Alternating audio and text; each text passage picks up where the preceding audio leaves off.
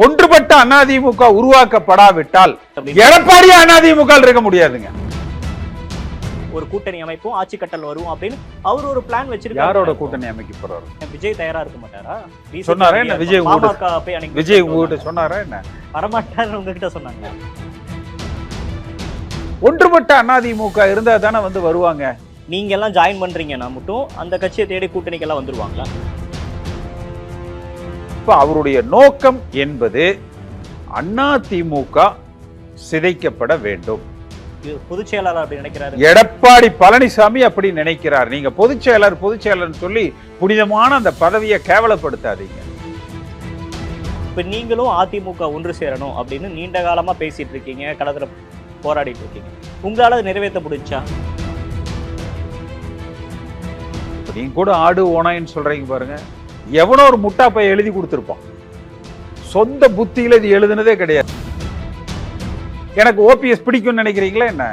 அந்த ஆள் மாதிரி துரோகியே கிடையாதுங்க, செல்பிஷ் ஃபெலோவே கிடையாதுங்க. புரட்சி தலைவர் எம்ஜிஆருக்கு எடப்பாடி பழனிசாமி துரோகி, ஜெயலலிதா அம்மாவுக்கு எடப்பாடி பழனிசாமி துரோகி. நான் இதை ஏதோ வன்மத்துக்கு சொல்லல.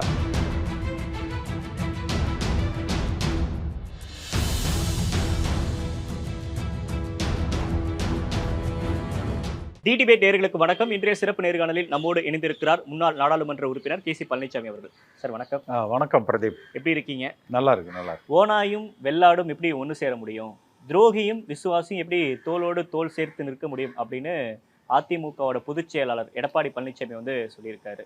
இது யாரை குறிப்பிட்டு சொல்றாரு? ஓனாய் என்பது எடப்பாடி பழனிசாமி, வெள்ளாடு என்பது அதிமுக தொண்டர்கள். அப்போ அதனால் வந்து அந்த அதிமுக தொண்டர்கள் ஆட்டு மந்தையை போல எடப்பாடி பழனிசாமி சொல்வதையெல்லாம் கேட்பார்கள். ரெண்டாவது லைனையும் நம்ம பொருத்தி பார்க்கணும்ல. இல்லை, அடுத்து இன்னொரு லைனை சொல்கிறாரு பாருங்க. கலை, புல்லு, பயிர்கள்னு சொல்கிறாரு. ஓனாய் வேணா அந்த கலை புல்லு அதை ஒன்றும் பண்ண முடியாது. ஆனால் ஆடு அந்த புல்லை சாப்பிட்ரும். அந்த புல்லு தான் ஆட்டுக்கு உணவே, பயிரை சாப்பிடாது. அந்த கலை அதாவது புல்லு அதைத்தான் ஆடு வந்து சாப்பிடும். அப்போ இந்த ஓநாய்கிட்ட இருந்து அதிமுக தொண்டர்கள் என்கிற அந்த ஆடுகளுக்கு இந்த கலை என்று எடப்பாடி பழனிசாமி குறிப்பிடுகிற அந்த உட்கட்சி ஜனநாயகத்தை நிலைநிறுத்த முயற்சிக்கிற என் போன்றவர்கள் அவசியம் என்று அதிமுக தொண்டர்கள் வந்து நினைக்கிறாங்க.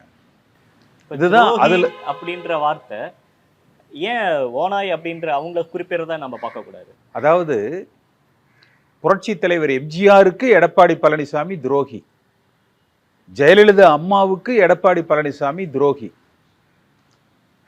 நான் இதை ஏதோ வன்மத்துக்கு சொல்லல. புரட்சி தலைவர் எம்ஜிஆர் அடிப்படை தொண்டர்கள் மூலமாக அதிமுக தலைமை தேர்ந்தெடுக்கப்பட வேண்டும் என்று சொன்னார். அதற்கு துரோகம் விளைவித்த துரோகி எடப்பாடி பழனிசாமி. அம்மா அவர்கள் பொதுக்குழுவுக்கு பொதுச் செயலாளர் குறித்து எந்த முடிவு எடுக்கிற அதிகாரம் இல்லை என்று சொன்னார். அதற்கு துரோகம் விளைவித்த துரோகி எடப்பாடி பழனிசாமி.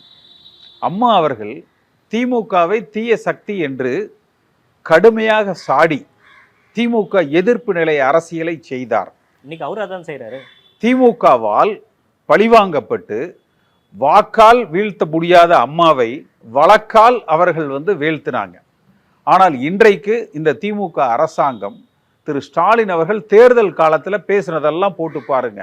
நான் கலைஞரின் மகன், சொன்னதை செய்வேன்னு ஏதாவது செஞ்சிருக்காரா என்ன? எடப்பாடி பழனிசாமி இவர்கள் பல ஊழல் குற்றச்சாட்டுகளை சொன்னார், ஆனால் எந்த நடவடிக்கையும் எடுக்கலை. இன்றைக்கும் இன்றைய தேதியில் பாருங்க, நீங்கள் ஒன்றும் இல்லை, இந்த நுங்கம்பாக்கம் அந்த தாஜ் கோரமண்டல் அந்த ரோட்டில் போங்க, கேசிபி என்ஜினியரிங் அப்படின்னு போர்டு போட்டு வேலை நடந்துக்கிட்டு இருக்கும். ராமலிங்கம் அன்கோ தமிழ்நாடு முழுக்க வேலை நடந்துக்கிட்டு இருக்கும். அப்போ எடப்பாடி பழனிசாமிக்கு, வேலுமணி போன்றவர்களுக்கு ஆட்சியில் இருந்தாலும் ஆட்சியில் இல்லாவிட்டாலும் சம்பாதனை, வருமானம், அவர்கள் வாழ்க்கை வளமோடு வளம் கொளித்து கொண்டு இருக்கிறது. அதற்கு இந்த இயக்கம் அதிமுக திமுகவிடத்தில் இவர்கள் வந்து சமரசம் செய்து கொள்கிறார்கள். சமரசம் செஞ்ச மாதிரி ஒரு நிகழ்வு இல்லையா சார்? இப்போ நீங்கள் சொல்றது ஏன் நடவடிக்கை எடுக்கல அப்படின்றது ஒரு சாரார் உண்மைதான். அது ஒரு பக்கம் பார்த்தா, ஆனா என்ன எதற்கு அடிப்படையில திமுக அதிமுக ஆதரவு அளிக்கணும்? எடப்பாடி பழனிசாமி ஏன் திமுக வளர்க்கணும்னு நினைக்கணும்? திமுகவினுடைய ஊழல்கள் குறித்து எடப்பாடி பழனிசாமி இந்த 4 ஆண்டு காலத்துல திமுக ஆட்சிக்கு வந்து இன்றைக்கு 4 ஆண்டு காலம் ஆகுது. 4 ஆண்டு காலத்துல ஒரு பட்டியல் போடுங்களேன். எல்லா அதிமுக தொண்டர்களும் இல்ல எல்லா ஊடகத்தை சார்ந்தவர்களும் ஊடகவியலாளர்களும் எல்லா நடுநிலையாளர்களும் இந்த 4 ஆண்டு பத்திரிகைகளை தொலைக்காட்சிகள் எல்லாத்தையும் எடுத்து பார்த்து திமுக மீது கடுமையான ஊழல் குற்றச்சாட்டுக்களை எடப்பாடி பழனிசாமி கூறியிருக்கிறார். ஒன்று சொல்லுங்க பார்க்கலாம், ஒரு லிஸ்ட் போடுங்களா. 4 வருடம் எடுத்தீங்கன்னா 1300 1400 நாட்கள் ஆகுது இல்லையா? இதுல வெறும் 14 தடவை அவர் சொல்லியிருந்தாருன்னா நெருக்கடி கொடுக்கறது ஏதோ ஒரு வகையில் அரசாங்கத்துக்கு கொடுத்துருந்தானே இருக்காரு. என்ன பிரச்சனைகள் போராட்டம் ஆகட்டும், ஏன் அண்ணா யூனிவர்சிட்டிக்கு தமிழ்நாடே ஸ்தம்பிக்கிற அளவுக்கு அதிமுக போராட்டம் பண்ணுச்சு. என்ன போராட்டம்? கள்ளக்குறிச்சியில ராஜரத்னம் ஸ்டேடியத்துல ப்ரொடெஸ்ட் பண்ணாங்க. இதுக்கு மேல ஒரு எதிர்க்கட்சியா எப்படி செயல்பட முடியுமோ அதை செயல்பட்டு தானே சார் இருக்காரு. தமிழ்நாடு முழுக்க மாணவர்களை திரட்டி அதிமுக போராட்டம் நடத்துச்சா? நீங்க எதிர்க்கட்சி அரசியல்ங்கிறதுங்க அம்மா கால எதிர்க்கட்சி அரசியல், புரட்சி தலைவர் எம்ஜிஆர் கால எதிர்க்கட்சி அரசியல். அதற்கு பழகி அந்த வழி வந்தவர்கள் அதிமுக தொண்டர்கள். இப்ப நீங்க கூட ஆடு ஓனாயின்னு சொல்றீங்க பாருங்க, எவனோ ஒரு முட்டாப்பை எழுதி கொடுத்துருப்போம். சொந்த புத்தியில இது எழுதுனதே கிடையாது. அறிக்கையெல்லாம் யாருமே வந்து சொந்த எழுதுறது இல்ல. நம்ம நாகரிகமாவே பேசுவோம். இல்ல ஒரு முன்னாள் முதலமைச்சர் நிச்சயமா சொன்னா அவரை சொல்ல, நீங்க அவரை சொன்னாலும் அதுல ஒன்றும் பெரிய தப்பு இல்லை. ஆனா அவரை யாரோ ஒரு முட்டாள் எழுதி கொடுத்து, ஏன்னா ஒரு விஷயத்தை நம்ம சொல்றோம்னா, ஒரு அம்மா அவர்களுக்கெல்லாம் வந்து அந்த அறிக்கைங்கிறது ஒரு விஷயத்த சொல்றாங்கன்னா எதிர்த்தாக்குதல் எப்படி வரும்? இப்ப நீங்க கேக்குறீங்க, நான் சொல்றேன் ஆமாப்பா ஆடு புல்லத்தான்ப்பா சாப்பிடும். அந்த உட்கட்சி ஜனநாயகத்துக்கு அந்த புல்கள் கலைகள் தேவை. தீர்ந்து போச்சு அவருடைய உதாரணம். அப்ப நீங்க ஒரு விஷயத்தை எழுதுற பொழுது ஒரு நம்ம சிந்திச்சு நம்ம அது பெரிய எதுகை மோனையோடு இருக்கணும்னு இல்லை, கவிதை நடையில் இருக்கணுங்கிறது இல்லை.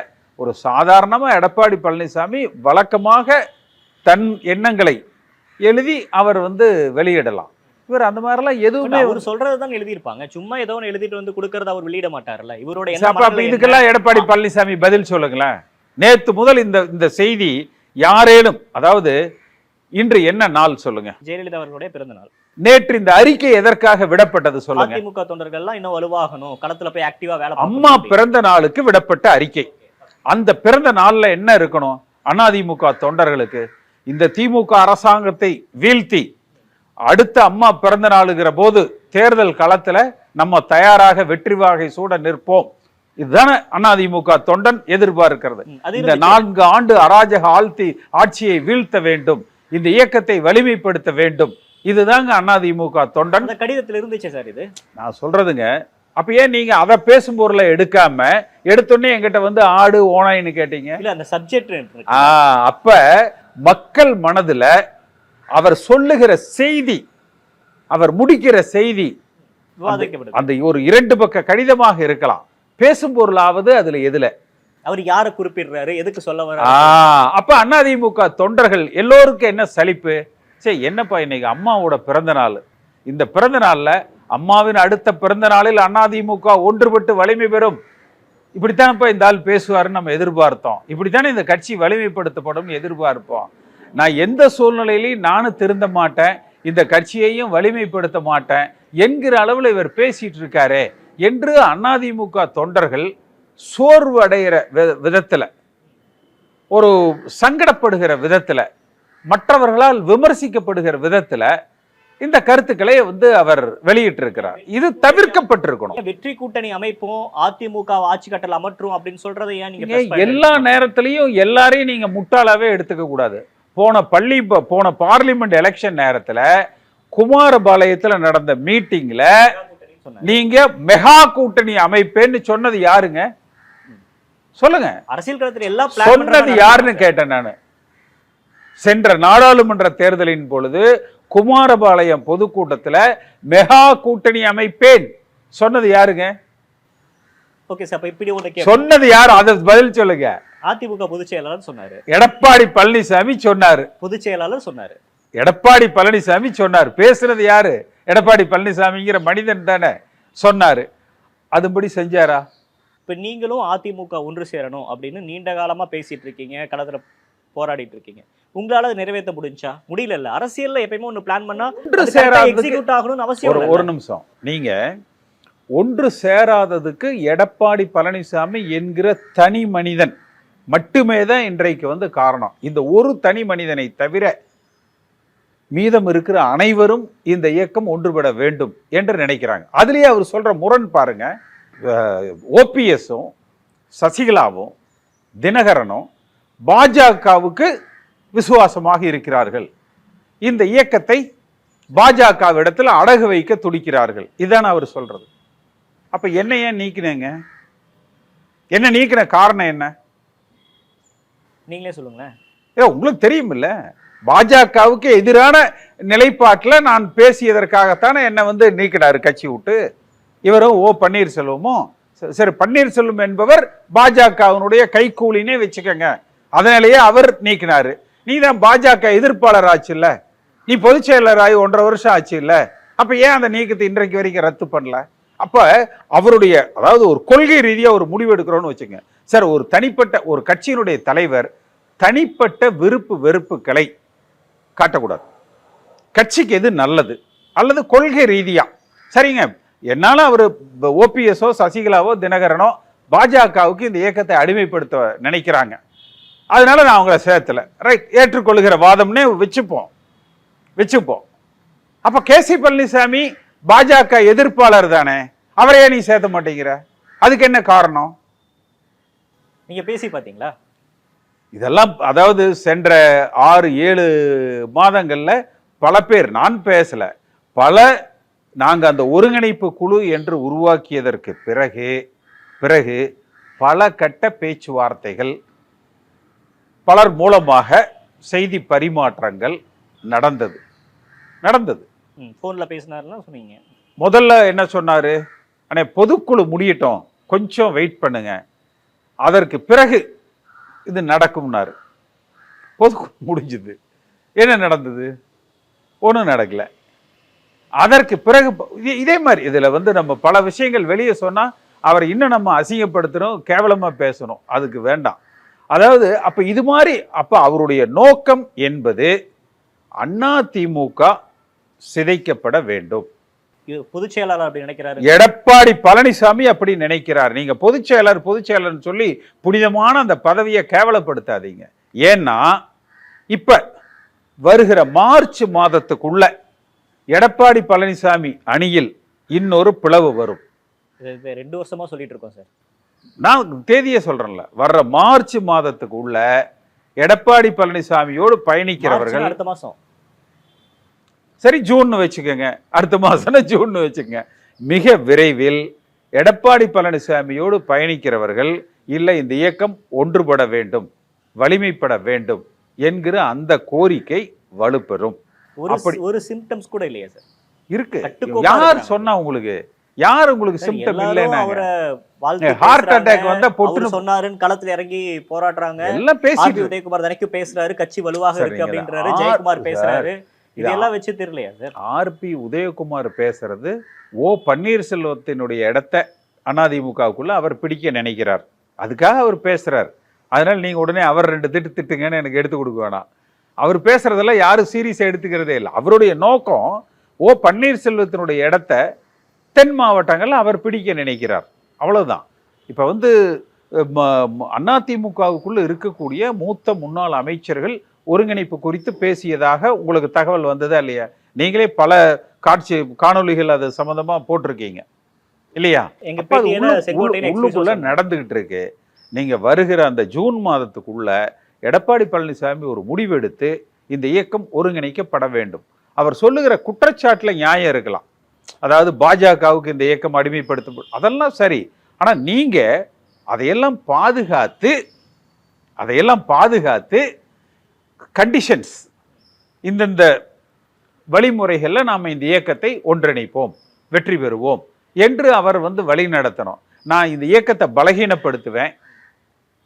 ஆனா அவர் ஒரு முடிவு எடுத்துட்டார்ல சார். இப்ப நேத்து அறிக்கை அந்த கடிதத்துல ஒரு வார்த்தை குறிப்பிடுறாரு, பணம் சேர்ப்பதற்காக கட்சியை காட்டிக் கொடுக்க தயாராக இருந்த திரைமறைவு அரசியல் பேராசைக்காரர்களின் கனவுகளும் கற்பனைகளும் காகித போடம் போல போகும் அப்படின்னு. அப்போ ஒரு முடிவு எடுத்துட்டாரு. இனிமேல் யாரும் வேணாம், நம்மளே கட்சியை வந்து வலுப்படுத்துவோம், ஒரு கூட்டணி அமைப்போம், ஆட்சி கட்டல் வருவோம் அப்படின்னு அவர் ஒரு பிளான் வச்சிருக்காரு. யாரோட கூட்டணி அமைக்க போறாரு? எல்லாரும் ரெடியா இருக்காங்க சார். யார் ரெடியா இருக்கா சொல்லுங்களேன். விஜய் தயாரா இருக்க மாட்டாரா? சொன்னாரா என்ன? விஜய் விஜய் உங்ககிட்ட சொன்னாரா என்ன? சொல்லுங்க. உங்ககிட்ட சொன்னாங்க. இல்ல விஜய் வந்து இவர்கிட்ட விஜய் பொது வெளியில அவர் என்ன சொல்லிட்டு இருக்காரு? பொது வெளியில பேச மாட்டாரு. தேர்தல்ல ஒரு வருடத்துக்கு முன்பாகவே அந்த கூட்டணிகள் வந்து ஒரு இவங்கெல்லாம் சேர போறாங்கிறது வரும். விஜய் பொறுத்த வரைக்கும் இன்று வரை இருக்கிற நிலை விஜய் தலைமையில ஒரு கூட்டணி என்பதாகத்தான் வந்து இருக்கு. பாட்டாளி மக்கள் கட்சி இப்ப வர்ற ராஜ்யசபால ஒரு சீட்டு கொடுங்கன்னு கேக்குறாங்க. தேமுதிக இப்ப வர்ற ராஜ்யசபால ஒரு சீட்டு கொடுங்கன்னு கேக்குறாங்க. கட்சி நீங்க சொல்ற மாதிரி கட்சி பலவீனப்படுத்த மாதிரி இருந்தா ரெண்டு பேர்த்துக்கும் சிங்கிள் பாயிண்ட் அஜெண்டா வர்ற இதுல எங்களுக்கு வந்து ராஜ்யசபா சீட்டு கொடுங்கன்னு இன்றைய தேதிக்கு பேசிட்டு இருக்காங்க. அதுக்கு பின்னாடி ஒரு உடன்படிக்கை இருக்குல்ல சார். ராஜ்யசபா சீட்டு வந்து இல்லைன்னு வச்சுக்கோங்களேன். இந்த ரெண்டு பேர்த்துக்கும் ரெண்டு பேரும் கூட்டணியில் இருக்க மாட்டாங்க. இப்ப யாரோ ஒருத்தர் தக்க வச்சுக்குவார்ல. சரி, அப்போ யாரோ ஒருத்தருக்கு கொடுக்கிறாருன்னு வச்சுங்க. அப்ப குறைஞ்சபட்சம் அதிமுக நாடாளுமன்றத்துல இல்லாம போயிடுதான். அதிமுக நாடாளுமன்றத்துல பூஜ்ஜியம் ஆயிடுதான். அது இல்லாம போயிடுது. அடுத்து சரி அப்படியே வந்தாலும் சென்ற முறை தேமுதிக அதிமுகவோட தான் இருந்தது. என்ன பெரிய பிரயோஜனம் நடந்தது அதிமுகவுக்கு? அவர்களுக்கு ஒரு வாக்கு வங்கி இருக்கலாம், நான் இல்லைன்னு சொல்றேன். இன்றைக்கு திமுகவுக்கு இருக்கிற அந்த 40% வாக்கு வங்கியை நம்ம வீழ்த்தணும் என்றால் வலிமையான கூட்டணி வேணும். ஒன்றுபட்ட அதிமுக தேவை. அந்த ஒன்றுபட்ட அதிமுகவோடு வலிமையான கூட்டணி தேவை. அப்ப மற்றவர்கள் இந்த இயக்கத்தை நாடி வருவது என்றாலுமே ஒன்றுபட்ட அதிமுக இருந்தா தானே வந்து வருவாங்க. சரி, இப்ப ஒன்றுபட்ட அதிமுக அப்படின்னு நீங்க குறிப்பிடுறீங்களே, இப்ப எடப்பாடி பழனிசாமி தரப்பு நீங்க சொல்ற ஒரு அணியாவே இருக்கட்டுமே, அவங்க கிட்ட ஒரு 65 எம்எல்ஏ இருக்கிறாங்கன்னு வச்சுக்கோங்க. மாவட்ட செயலாளர்கள் எத்தனை பேர்? 82 மாவட்ட செயலாளர் அவங்க கூட தான் இருக்கிறாங்க. ஒன்றிய செயலாளர்கள் அவங்க கூட இருக்கிறாங்க. முன்னாள் அமைச்சர்கள் இருக்காங்க. இவ்வளவு பேர் வந்து இருக்கக்கூடிய அவங்க இந்த பக்கம் ஓபிஎஸ் தனியா ஒரு அணியில இருக்கிறாரு, இந்த பக்கம் நீங்க ஒரு அணியில இருக்கிறீங்க, நீங்க புகழேந்திய உள்ளிட்டவர்கள் ஒரு அணியில இருக்கிறீங்க, சசிகலா அவங்க தனியா இருக்கிறாங்க, டிடிவி ஒரு தனியா ஒரு கட்சி ஆரம்பிச்சு அதிமுக அமைப்பு அவரு தனியா ஒரு பயணிச்சிட்டு இருக்காரு. இவங்க என்ன வேல்யூ அடிஷன் கொடுக்க போறாங்க சார் அதிமுக? நீங்க சொல்ற அந்த 65 எம்எல்ஏவும் இன்னும் 14 மாதத்துல எக்ஸ்எம்எல்ஏ ஆயிடுவாங்க. இந்த 14 மாதத்துல எக்ஸ்எம்எல்ஏ ஆயிடுவாங்கன்னு சொல்றோம். எதன் அடிப்படையில் சொல்றீங்க அப்படி? அடுத்த தேர்தலில் அவங்க வந்து வெற்றி பெறணும் இல்லையா? ஒரு வலிமையான கூட்டணி இருந்தா தானே வெற்றி பெற முடியும். அந்த பலம் ஒரு நிரந்தரமான பலம் அல்ல. அந்த பலம் நிரந்தரமான பலம் அல்ல. அதே போல மாவட்ட செயலாளர்னா எல்லா கட்சியிலையும் பொறுப்புக்கு ஆள் போட்டு வச்சிருக்காங்க. எல்லா கட்சிக்கும் இப்ப சீமான் கட்சியில கூட தமிழ்நாடு முழுக்க மாவட்ட செயலாளர் இருக்கிறாங்க. இப்ப எல்லா பொறுப்புகள்லையும் ஆட்கள் இருக்கிறாங்க. அது உண்மையான பலம் அல்ல. ஆனால் பலகீனம் என்பது ஒண்ணு மண்டல வாரியா அதிமுகவுக்குள்ள சங்கடங்கள் இருக்கு. சாதி வாரியாக அதிமுகவுக்குள்ள சங்கடங்கள் இருக்கு. அடுத்து தலைவர்கள் வாரியாக இவருடைய ஆதரவாளர் அவருடைய அந்த மாதிரியான ஒரு பிரிவினை, சாதி வாரியாக ஒண்ணு, மண்டல வாரியாக ஒண்ணு. அப்ப இதெல்லாம் மழுங்கடிக்கப்பட்டு அப்புறப்படுத்தப்பட்டு அதிமுக என்பது ஒரே இயக்கமாக புரட்சி தலைவர் எம்ஜிஆரின் வழிவந்தவர்கள், அம்மாவின் விசுவாசிகள் தங்களுக்குள் இருக்கிற கருத்து வேறுபாடுகளை மறந்து ஒன்றிணைந்த அதிமுகவை உருவாக்கி பாஜக கூட்டணி இல்லாமல் திமுகவை வீழ்த்துகிற வலிமை பெற்று ஆட்சி அமைக்க வேண்டும் என்பது மட்டுமே எல்லோருடைய நோக்கம். இப்போ நீங்க எல்லாம் சேர்ந்துட்டீங்க அப்படின்னாலும் இப்போ நீங்க சொல்றீங்க இப்போ அதிமுக கூட்டணி நிறைய கட்சிகள் வராங்க அப்படின்னா அதெல்லாம் வரமாட்டாங்க, என்ன கட்சி இது அப்படின்னு நீங்க சொல்றீங்க. நீங்க எல்லாம் ஜாயின் பண்றீங்கன்னா மட்டும் அந்த கட்சியை தேடி கூட்டணிக்கெல்லாம் வந்துருவாங்க. நீங்க வருகிற ஜூன் மாதத்துல எடப்பாடி இல்லாத அதிமுக கெட் அவுட் எடப்பாடி என்பது எடப்பாடியை தவிர மீதம் இருக்கிற அனைவரும் ஒருங்கிணைந்து உருவாகும். ஜூன் மாதத்துல மோடி கெட் அவுட் ஸ்டாலின், இப்ப கெட் அவுட் எடப்பாடினா அதிமுக விட்டு get out Edappadi, welcome back Edappadi அப்படிதானே சொல்லுவாங்க. அப்படிதானே யார் சொல்லுவா? யார 4 சாதி சங்கம் நடத்திட்டு இருக்கிறவன் சொல்லுவான். 4 சாதி சங்கம் நடத்திட்டு இருக்கிறவன் சொல்லுவான். இது நாங்க வந்து திராவிட கட்சி, அதிமுக வழியில நீங்க நேத்து வந்து இப்ப இன்றைக்கு வந்து ஒரு மிகப்பெரிய ஒரு சித்தாந்த அரசியல் களம் தமிழ்நாட்டில் உருவாயிட்டு இருக்கு. சரியா? அதை ஒத்துக்கிறீங்களா? திராவிடம் வெர்சஸ் இந்துத்துவம். நேத்து அவர் ஒரு அறிக்கை கொடுத்தாருல, எங்கேயாவது திராவிடம்ங்கிற அந்த வார்த்தையை பாருங்க. இன்னைக்கு காலையில் நான் லென்ஸ் போட்டு தேடி பார்த்தேன். நீங்க சின்ன வயசு தானே, உங்க கண்ணுக்கு அது தெரியுதான்னு பாருங்களா. அப்ப சார், ஒரு கட்சிக்கோ ஒரு தலைவருக்கோ எம்ஜிஆர் மக்கள் மனங்களை கவர்ந்தவர். மத்தியில் ஆளுகிற அரசாங்கத்துக்கு ஒரு 1/3 பார்லிமெண்ட்ல அவங்களுக்கு நிறைய சீட்டு கொடுப்பாரு, அசம்பிளியில அதிமுக நிறைய சீட் எடுத்துக்கும். இப்படித்தான் அன்றைய காங்கிரஸோடு அவர் கூட்டணி வைத்தார். அம்மா 2 முறை தோத்தாலும் 40க்கு 40 வென்றார், தனித்து நின்று வென்றார். இது மாதிரியான அந்த ஒரு சாதனைக்கு சொந்தக்காரர். ஒரு தலைவருடைய பலம் பார்த்தீங்கன்னா, நீங்க தமிழ்நாட்டில் இருக்கிற எல்லா அரசியல் தலைவர்களையும் நீங்க கணக்கில் எடுத்துக்கங்க. ஸ்டாலினிலிருந்து சீமான் வரைக்கும் கணக்கில் எடுத்துக்கங்க. ஏதேனும் ஒரு தனிப்பட்ட திறமை அவர்களிடத்துல வந்து இருக்கும். ஒரு சித்தாந்த ரீதியாக இந்த இயக்கத்தை வழி நடத்துறதுக்கு எடப்பாடி பழனிசாமி ஏதேனும் சித்தாந்தம் சொல்லி இருக்காரா? சொல்லுங்க. ஏதாவது சித்தாந்தம் இருக்கா? இதே எடப்பாடி தான், இதே எடப்பாடி தான் திராவிடமா இதெல்லாம் படிச்சவங்களுக்கு தெரியறதுங்க, எனக்கு அதெல்லாம் தெரியாதுங்க சொன்னது யாருங்க? இதே எடப்பாடி பழனிசாமி. எம்ஜிஆர் அவர்கள் மனசுல வென்றனால தான் சிஎம்மா இருந்தார் அத்தனை வருஷம். யாரு கொள்கை இருந்தாலும் மக்கள் மனங்களை படிச்சத போதும். இல்ல எதை வென்றதுனால சிஎம்மா இருக்கு? மக்கள் மனங்களை. யாரு? எம்ஜிஆர் அவர்களை சொல்ற. அதே மாதிரி இவரு அந்த மக்கள் மனங்களை வென்று இந்த சித்தாந்தத்துக்குள்ள போகாம மக்கள் மனசை வென்று அவர் வருவாரு. எங்க வென்றாரு? குப்புறப்படுத்திக்கிட்டு வென்றாரு மக்கள் மனதுல? சொல்லுங்க, எந்த இடத்துல வென்றாருன்னு கேக்குறேன். குப்புறப்படுத்திக்கிட்டு வென்றதை சொல்றீங்களா நீங்க? எந்த மக்கள் சொல்லுங்க? தமிழ்நாட்டு மக்கள் தான் சார். அவங்க அதான் எங்க வென்றாருன்னு கேக்குறேன். அங்கீகாரம் கொடுத்து ஜெயிச்சவர் ஆட்சி அமைச்சதோ ஜெயிச்ச தேர்தலை சொல்லுங்கன்னு கேக்குறேன். அவர் குப்புறப்படுத்திக்கிட்டு வென்றதை பத்தி நீங்க பேசிட்டு இருக்கிறீங்க.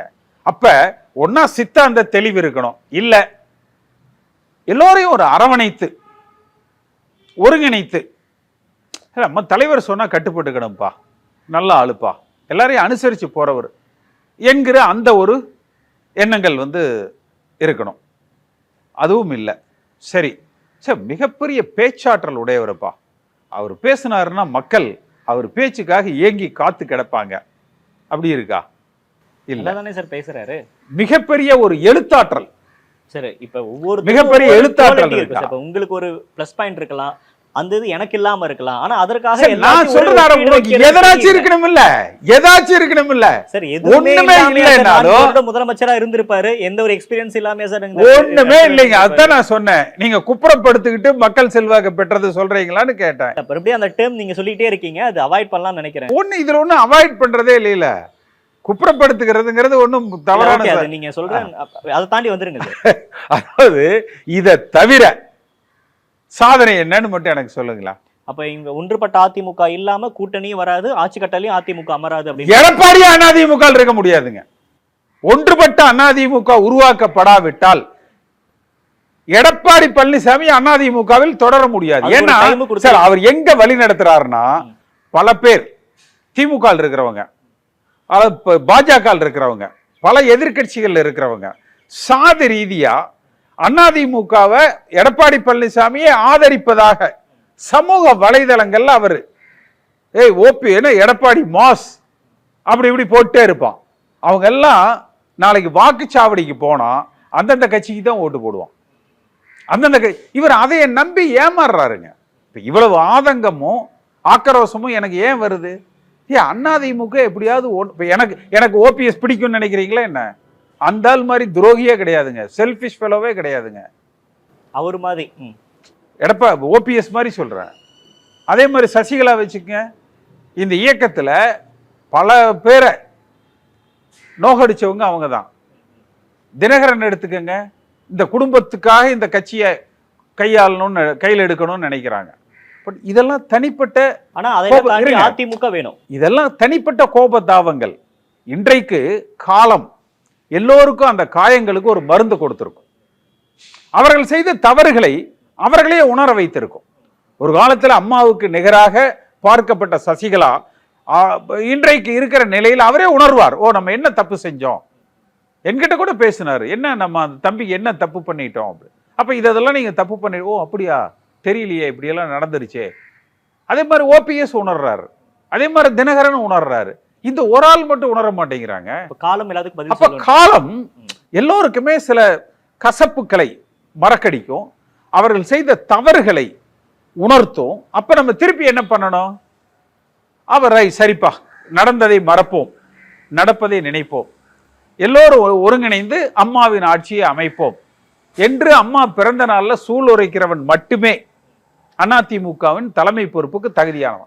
ஜூன் மாசம் என்ன நடக்குது அப்படின்றத பார்க்கலாம் சார். நீங்க சொல்லியிருக்கீங்க, ஒரு வாக்குறுதி கொடுத்துருக்கீங்க, ஜூன்ல கெட் அவுட் எடப்பாடி அப்படின்னு சொல்லி. இப்ப நீங்க கேக்குறீங்கன்னா உங்க ஊடகத்துக்காக கேக்குறீங்க, உடனே எடப்பாடி சரி நம்மளுக்கு பிரதீப் ஒரு மாபெரும் ஆதரவாளர் கணக்கு எடுத்துப்பாரு. இப்படி பல பேர் பேசுறவங்க, எழுதுறவங்க, சமூக வலைதளத்துல பதிவிடுறவங்க சொல்றதை நினைச்சுக்கிட்டு அவர் ஏமாந்துடுறாரு. என்ன நடக்குது அப்படின்றத பொறுத்து பார்க்கலாம் சார். நேரம் கொடுத்தமைக்கு நன்றி. தேங்க்யூ.